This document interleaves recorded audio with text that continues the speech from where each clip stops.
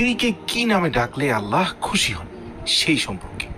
এই প্রশ্নের উত্তর পেতে আমাদের আগে জানা দরকার বিশ্বনবী সাল্লাল্লাহু আলাইহি ওয়াসাল্লাম তার প্রাণপ্রিয় স্ত্রীদের কি নামে ডাকতেন। তাহলেই আমরা আমাদের প্রশ্নের উত্তর পেয়ে যাব। আমাদের সমাজে স্ত্রীদেরকে অনেকে সন্তানদের মা নামে ডাকাটাই প্রচলিত, যেমন সুরাইয়ার মা, ফারজানার আম্মু ইত্যাদি। যদিও এই ডাকগুলোতে বিশেষ কোনো অসুবিধা নেই, কিন্তু আপনি এগুলোকে আদর্শ ডাকও বলতে পারবেন না।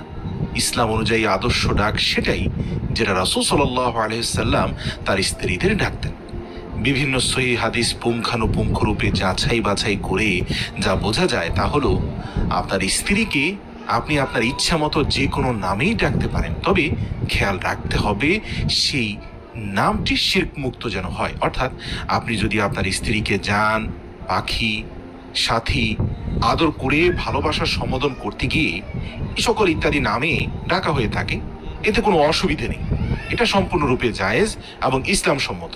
কিন্তু আপনি আপনার স্ত্রীকে এমন কোনো নামে ডাকতে পারবেন না যার মাধ্যমে তাকে আল্লাহর সাথে শিরক করা হচ্ছে।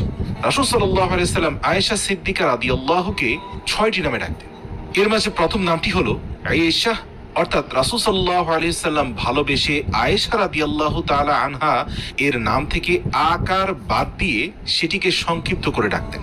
দ্বিতীয় যে নামে রাসূল সাল্লাল্লাহু আলাইহি ওয়াসাল্লাম আয়েশা রাদিয়াল্লাহুকে ডাকতেন সেটি হলো হুমায়রা। হুমায়রা মূলত লাল রঙের একটি পাখির নাম।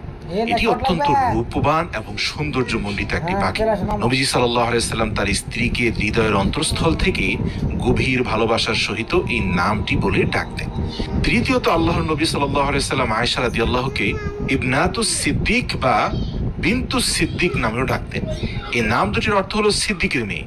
এছাড়া চতুর্থত রাসূল সাল্লাল্লাহু আলাইহি ওয়াসাল্লাম আয়েশা রাদিয়াল্লাহুকে ইবনাতু আবি বকর নামেও এবং বিনতে আবি বকর নামেও ডাকতেন। এই নাম দুটির অর্থ হলো আবু বকরের মেয়ে। তৃতীয় এবং চতুর্থ নামগুলো দ্বারা নবীজি সাল্লাল্লাহু আলাইহি ওয়াসাল্লাম মূলত আয়েশা রাদিয়াল্লাহু এর পিতা হযরত আবু বকর সিদ্দিক রাদিয়াল্লাহুকে ইঙ্গিত করতেন। আমরা বর্তমানে যেমন বলি অমুকের মেয়ে তমুকের মেয়ে, এই নামগুলোর দ্বারা রাসূল সাল্লাল্লাহু আলাইহি ওয়াসাল্লাম এভাবেই তার স্ত্রীকে ভালোবেসে আদর করে কখনো সিদ্দিকের মেয়ে, মাঝে মাঝে আবু বকরের মেয়ে বলে ডাকতেন। পঞ্চম যে নামে রাসূল সাল্লাল্লাহু আলাইহি ওয়াসাল্লাম আয়েশা রাদিয়াল্লাহুকে ডাকতেন সেটি হলো মুওয়াফফাকাহ। এই নামের অর্থটিও কিন্তু অত্যন্ত সুন্দর।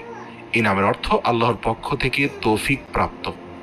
ষষ্ঠ নামটি হলো উম্মে আব্দুল্লাহ, অর্থাৎ আব্দুল্লাহর মা। যদিও আয়েশা রাদিয়াল্লাহু এর কোনো সন্তান ছিল না, তাও রাসূল সাল্লাল্লাহু আলাইহি ওয়াসাল্লাম তাকে ভালোবেসে আব্দুল্লাহর মা বলে ডাকতেন। আব্দুল্লাহ এমন একটি নাম যাকে আল্লাহর গোলাম বলা যেতে পারে, আব্দে আল্লাহ এমন একটি নাম উচ্চারণ করে তার মা বলে ডাকতেন। অর্থাৎ এই আলোচনা থেকে আমরা বুঝতে পারলাম যে আপনি আপনার স্ত্রীকে ভালোবেসে যে কোনো নামে ডাকতে পারেন, তবে খেয়াল রাখতে হবে যেন সেটি ইসলাম পরিপন্থী না হয়, সেই নামের দ্বারা যেন শিরক না হয়। এই বিষয়গুলো মাথায় রাখলে স্ত্রীকে ভালোবেসে ডাকার ক্ষেত্রে আর কোনো বাধা থাকবে না। সকল ভাইদের প্রতি অনুরোধ রইল, আপনারা সুন্নাহ অনুযায়ী স্ত্রীদের সাথে উত্তম আচরণ করুন, তাদের ভালোবাসুন, দেখবেন এতে করে পরিবারটা খুব সুন্দর হবে। আর সেই সুন্দর পরিবারে বেড়ে ওঠা সন্তানরাও মানুষের মতো মানুষ হয়ে উঠবে ইনশাআল্লাহ। আল্লাহ তাআলা আমাদের সকলের পরিবারকে সুখে শান্তিতে ভরিয়ে তুলুক। আমিন।